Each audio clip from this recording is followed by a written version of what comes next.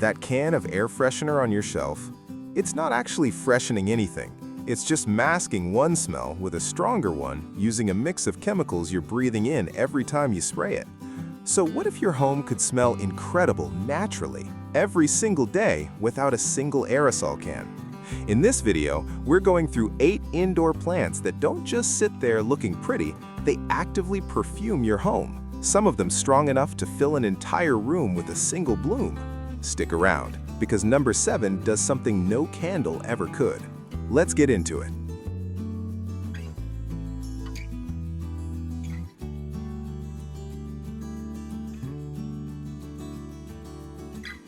Let's start with a plant that basically perfumed entire palaces before candles were ever scented, jasmine, or Jasminum sambac.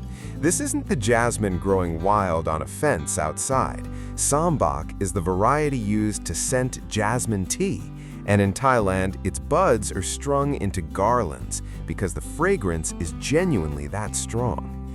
Here's the trick: the scent intensifies at night, so one blooming pot by your bedroom or living room window can perfume the whole space after sunset, no diffuser required. As a houseplant, it's more forgiving than you'd expect.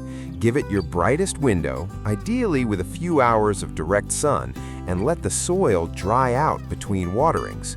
Overwatering is the main way people accidentally kill it. It naturally wants to climb or trail, so a small trellis or a hanging pot works beautifully. Give it a season indoors, and instead of buying another vanilla candle, you'll be walking past your own jasmine every evening.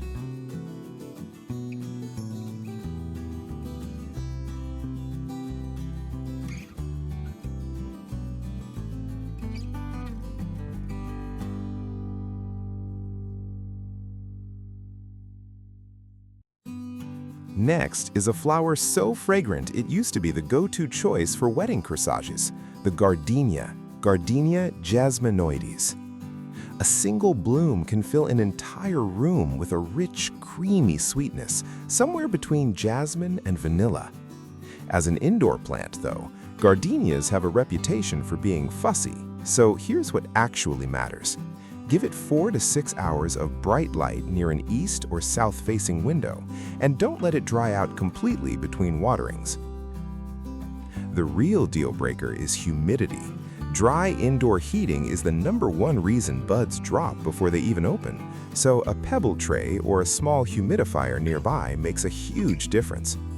Cooler nights actually help it bloom, so a spare bedroom or a sunroom often works better than a heated living room. One note if you share your home with pets: gardenia leaves can cause mild stomach upset if chewed, so keep it somewhere curious cats and dogs can't reach.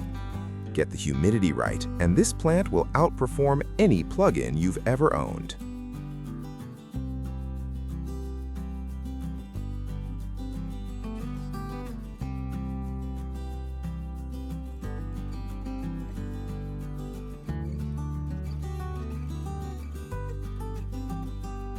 If jasmine and gardenia feel too sweet, lavender sits at the other end of the spectrum. Lavandula angustifolia, or English lavender, has been used to scent linens since Roman times. The name literally comes from the Latin word lavare, meaning to wash. That calming, herbal smell is why lavender sachets have lived in dresser drawers for centuries, doubling as a natural moth repellent while they're at it. Now, lavender isn't a typical low-light houseplant. It genuinely wants your sunniest spot, at least 6 hours of direct light, so a bare south-facing windowsill or a small grow light is almost essential.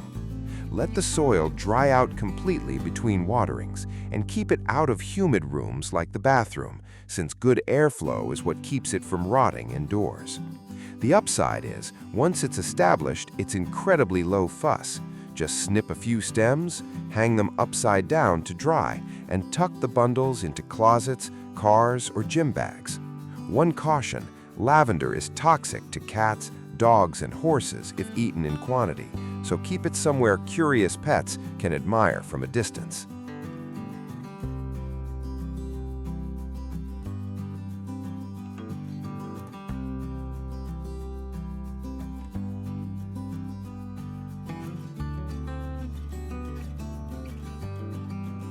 You've probably smelled this one without knowing its name. It's the eucalyptus bundle people hang in their shower. Eucalyptus cinerea, the silver dollar eucalyptus, gets its name from its round, silvery blue, coin-shaped leaves. And when you bruise or crush them, they release that sharp, clean, almost menthol scent you get from vapor rubs, because it's genuinely the same family of essential oils.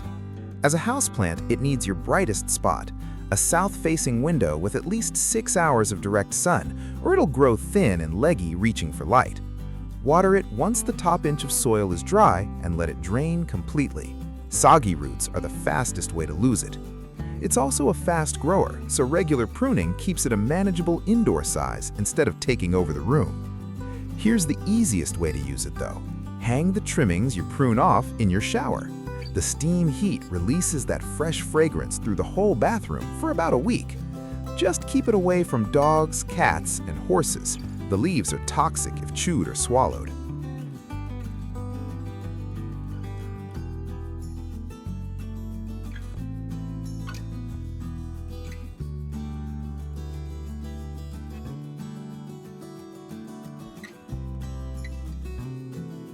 Rosemary might already be in your spice rack, but as a living plant, Salvia rosmarinus, most of us still know it by its old name, Rosmarinus officinalis, does something your dry jar can't. It fills the kitchen with that sharp, piney scent every single time you brush past it. Just running a hand along the needles releases the oils.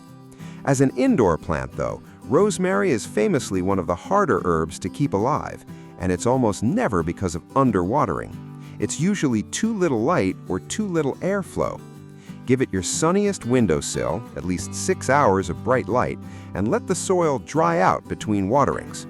A small fan nearby, or just a room with decent air circulation, helps prevent the powdery mildew that kills more indoor rosemary than anything else. Get those two things right, and it'll happily live in the same pot for years, ready to be pinched for both cooking and fragrance.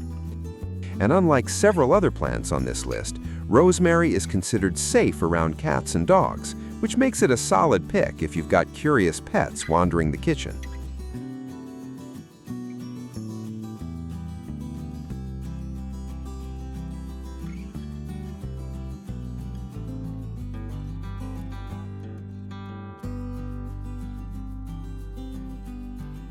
This next one surprises people because it doesn't look anything like a rose, but brush your hand across its leaves and you'd swear someone just walked by wearing rose perfume. Pelargonium graveolens, the rose-scented geranium, is native to South Africa, and its deeply cut, velvety leaves are packed with the same aromatic oils used to make rose geranium essential oil, a more affordable substitute for actual rose oil in perfumes and potpourri. The scent only releases when the leaves are touched or brushed, so as an indoor plant, placement matters.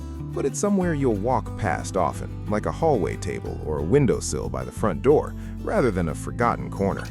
It wants a bright window with several hours of direct sun and soil that's allowed to dry out a bit between waterings. Pinch the growing tips occasionally to keep it bushy instead of leggy, and you'll get more of that fragrant new growth since the scent is strongest in fresh leaves. One flag: like most geraniums, this plant is toxic to cats and dogs if ingested, so give it a spot they can't easily reach.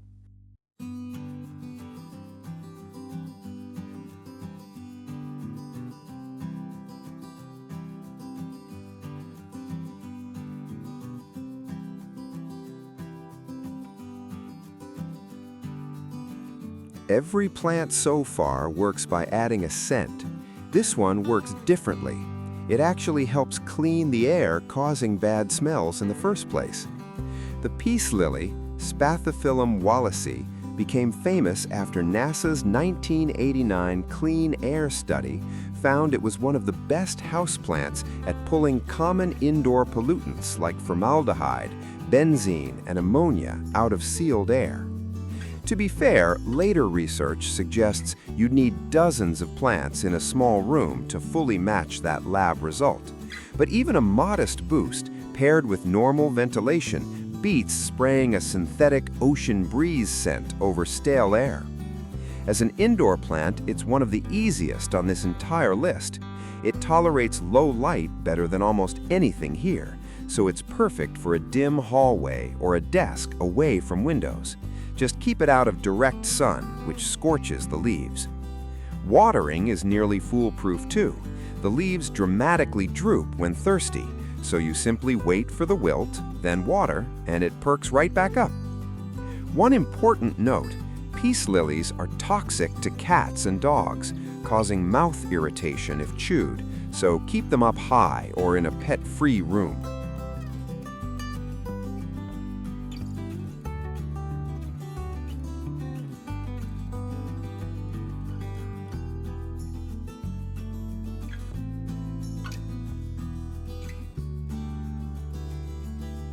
We're ending with a plant that's basically impossible to kill. Spearmint, Mentha spicata. Crush a leaf between your fingers and you get that instant, cool, clean scent that shows up in gum, toothpaste, and honestly, a lot of actual air fresheners, minus the plant. Keep a pot of spearmint on your kitchen windowsill, and every time you brush past it or pinch a few leaves for tea, it releases that same fresh smell for free. As a houseplant, it's genuinely low effort. It's happy with bright, indirect light or just a couple hours of morning sun. And unlike lavender or rosemary, it actually prefers the soil to stay consistently moist rather than drying out. The one rule indoors is the same as outdoors. Always keep it in its own container. Mint spreads aggressively through runners, and it'll crowd out anything sharing its pot. It also roots easily from a cutting left in a glass of water on your counter, so one plant can multiply into gifts for the whole family. Generally considered safe around cats and dogs, spearmint might be the lowest effort, most useful plant on this entire list.